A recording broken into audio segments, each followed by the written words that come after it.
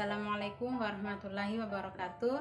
Perkenalkan, nama saya Nur Maimunah dengan NIM 18010105061, Prodi Pendidikan Islam Anak Usia Dini.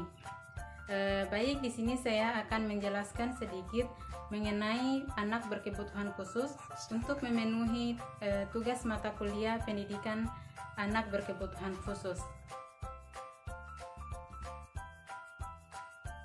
ABK adalah singkatan dari anak berkebutuhan khusus, di mana individu mengalami gangguan keterbatasan, bahkan keluarbiasaan, baik itu berupa dari segi fisik, mental, intelektual, sosial, emosional, yang mempengaruhi secara signifikan perkembangan dan pertumbuhan anak tersebut dibandingkan dengan anak-anak yang seusia lainnya. Jadi sebenarnya jenis-jenis ABK itu atau anak berkebutuhan khusus itu ada banyak. Namun di sini saya hanya akan menjelaskan 7 jenis yang diantaranya yaitu tunanetra, tunawicara, tunadaksa, autisme, tunalaras, tunarungu, dan tunagrahita. Tunanetra itu adalah suatu kondisi di mana anak memiliki virus sentralis 6/60 lebih kecil dari itu, atau setelah dikoreksi secara maksimal, penglihatannya tidak memungkinkan lagi untuk menggunakan fasilitas pendidikan dan pengajaran yang biasa dilakukan oleh anak normal lainnya. Nah, tips untuk mengajar anak tunanetra itu, yang pertama, ajari anak dengan menggunakan benda nyata atau miniatur. Contohnya misalkan ketika kita mengajarkan anak untuk berhitung, kita bisa mengambil satu benda, misalnya satu macam benda yaitu bolpen, kemudian kita memerintahkan kepada anak untuk mengumpulkan bolpen-bolpen tersebut ke tempat yang telah kita tentukan. Kemudian kita tanya anaknya itu berapa bolpen yang ia kumpulkan, yang sudah dia kumpulkan. Kemudian kita tidak lupa juga untuk memberikan apresiasi atau hadiah agar anak ini selalu semangat dalam belajar seperti anak-anak normal lainnya. Kemudian tips yang kedua yaitu kita bisa mengajarkan anak menggunakan sesuatu hal yang menyentuh. Contohnya kita bisa misalkan kita ajari anak itu tentang hewan kucing. Kita bisa mengajarkan hewan tersebut menggunakan miniatur hewan kucing. Kemudian kita bisa langsung menjelaskan kepada anak bahwa kucing itu memiliki ekor, memiliki kaki, memiliki mata, dan lain sebagainya, sambil kita mengarahkan kepada anak menggunakan miniatur tersebut agar anak bisa memahami dengan mudah pelajaran yang ia terima. Poin ketiga yaitu kita bisa mengajarkan anak sesuatu hal dengan cara berbuat atau beraktivitas. Contohnya itu seperti poin pertama dan kedua tadi, bahwa anak itu bisa melakukan sesuatu hal dengan sendirinya, meraba sendiri. Dengan begitu anak tidak akan merasa bosan dan anak akan lebih mudah memahami pelajaran yang ia pelajari. Poin yang keempat itu, ajari anak melibatkan panca indera. Contohnya kita mengajarkan tentang benda. Misalkan kita bisa mengajarkan benda kasar dan benda halus. Kemudian kita bisa langsung mengajarkan kepada anak untuk membedakan yang mana benda kasar dan mana yang benda halus. Kemudian poin yang kelima itu yaitu kita mengajari anak secara berkesinambungan. Artinya kita mengajarkan anak secara berkesinambungan, tidak sepotong-sepotong, agar pengetahuan anak juga terus berlanjut berkesinambungan, tidak sepotong-sepotong, dan akan terus memahami pelajaran tersebut. Tunadaksa itu adalah kondisi di mana terjadi ketidakmampuan anggota tubuh untuk melakukan fungsinya yang disebabkan karena kelainan atau kecacatan terhadap sistem otot atau persendian, sehingga mengakibatkan gangguan koordinasi, adaptasi, komunikasi, mobilisasi, dan perkembangan kebutuhan lainnya. Klasifikasi tunadaksa itu sebenarnya ada beberapa macam. Salah satu diantaranya itu yaitu kelainan pada sistem otot rangka dan kelainan pada sistem cerebral. Kemudian faktor yang menyebabkan tunadaksa itu ada 3. yang pertama faktor prenatal, di mana faktor prenatal ini adalah sebelum dilahirkan, kemudian faktor neonatal.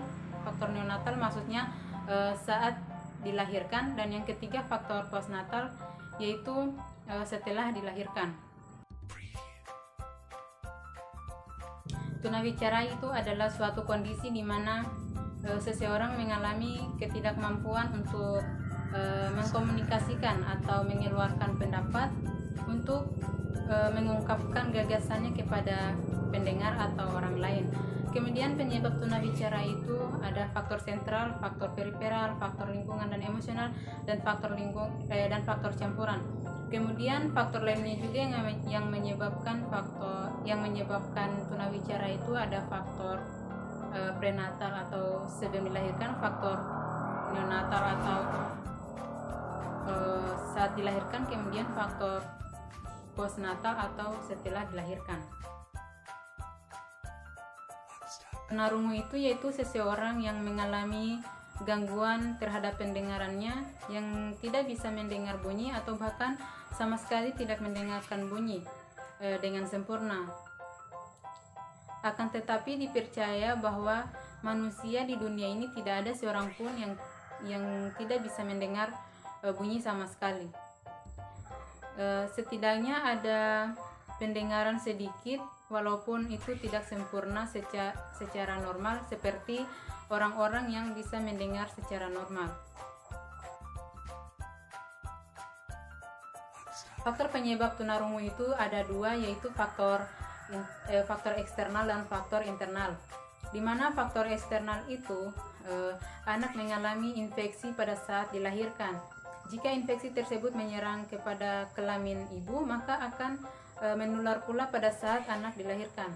Kemudian faktor internal, di mana faktor internal ini misalnya salah satu dari kedua orang tuanya ini mengalami tunarungu sehingga berdampak pada keturunannya, atau yang biasa disebut faktor genetik.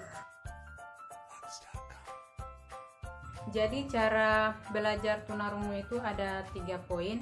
Yang pertama yaitu belajar bahasa melalui bahasa ujaran atau biasa disebut speech reading. Kemudian yang kedua belajar bahasa secara manual, dan yang ketiga itu belajar bahasa melalui pendengaran. Jadi autisme itu sebenarnya adalah gangguan perkembangan otak yang mempengaruhi kemampuan penderita dalam berkomunikasi dan berinteraksi dengan orang lain. Di samping itu juga autisme menyebabkan gangguan perilaku dan membatasi minat penderita. Jadi sebenarnya kalau berbicara mengenai sejarah autisme itu ceritanya ada panjang. Namun di sini saya hanya bisa menceritakan yang paling singkat, di mana istilah autisme itu pertama kali dikemukakan oleh Eugen Bleuler pada tahun 1908 sampai 1911, seorang psikiater dari Swiss. Ia menemukan pola pada individu penyandang skizofrenia yang lebih mementingkan dirinya sendiri. Bleuler ini adalah orang yang pertama kali membuat atau menggunakan istilah autis. Namun beliau ini bukanlah orang yang pertama dalam sejarah yang mengenali autisme sebagai gangguan jiwa yang terpisah dari skizofrenia. Jadi ada beberapa faktor yang diduga bisa memicu seseorang itu mengalami masalah autis. Di antaranya itu yang pertama jenis kelamin. Jadi jenis kelamin laki-laki itu lebih beresiko untuk mengalami gangguan autis daripada seorang perempuan. Kemudian yang kedua itu yaitu faktor genetik atau faktor turunan. Kemudian yang ketiga faktor terlahir kembar. Kemudian yang keempat faktor terlahir prematur. Yang kelima usia, di mana seseorang yang umurnya semakin tua maka semakin tinggi pula resiko untuk memiliki anak akan mengalami autis. Kemudian yang keenam itu pengaruh gangguan lainnya, misalnya lumpuh otak, distrofi otot, dan lain-lain. Kemudian yang ketujuh itu pajanan selama dalam kandungan. Jadi tunalaras ini adalah individu yang mengalami hambatan dalam mengendalikan emosi, kontrol sosial dan emosional individu tersebut. Kemudian tunalaras ini biasanya menunjukkan perilaku menyimpang yang tidak berlaku di sekitarnya, yang tidak sesuai dengan aturan dan norma yang berlaku di sekitarnya. Jadi klasifikasi dari tunalaras ini ada berbagai macam ragam. Yang pertama, klasifikasi yang dikemukakan oleh Rosbera pada tahun 1992 bahwa anak tunalaras itu dikelompokkan menjadi dua. Yang pertama, tingkah laku yang beresiko tinggi, dan yang kedua, tingkah laku yang beresiko rendah. Di mana tingkah laku yang beresiko tinggi ini adalah agresif, hiperaktif, pembangkang, dan suka menarik diri dari pergaulan sosial. Kemudian yang kedua itu yang beresiko rendah ada autisme dan skizofrenia. Jadi tunagrahita itu adalah sebutan bagi orang-orang yang kemampuan intelektual dan kognitifnya di bawah rata-rata dibandingkan dengan anak-anak pada umumnya. Kondisi ini dapat terjadi pada bayi setelah dilahirkan, atau sejak bayi berada dari dalam kandungan, atau selama proses persalinan. Kemudian penyebab tunagrahita ini yang merujuk pada DSM-5 adalah faktor genetik atau fisiologi. Ketika berada dalam kandungan, bayi dapat mengalami gangguan kromosom atau penyakit bawaan dari ibu, adanya pengaruh sistem eksternal alkohol, seperti alkohol, obat-obatan, dan racun yang bisa mempengaruhi pertumbuhan dan perkembangan otak janin selama dalam kandungan. Kemudian yang terakhir itu cara belajar anak tunagrahita. Yang pertama itu menggunakan metode argumentasi, yang kedua metode bermain, yang ketiga metode kawan sebaya, yang keempat metode ceramah, yang kelima metode tanya jawab, yang keenam metode drill, yang ketujuh metode grouping, yang kedelapan metode pengantara, yang kesembilan metode suri toladan, dan yang kesepuluh itu metode karya wisata. Jadi itulah pendidikan anak berkebutuhan khusus yang dapat saya jelaskan. Mohon maaf lebih dan kurangnya. Wassalamualaikum warahmatullahi wabarakatuh.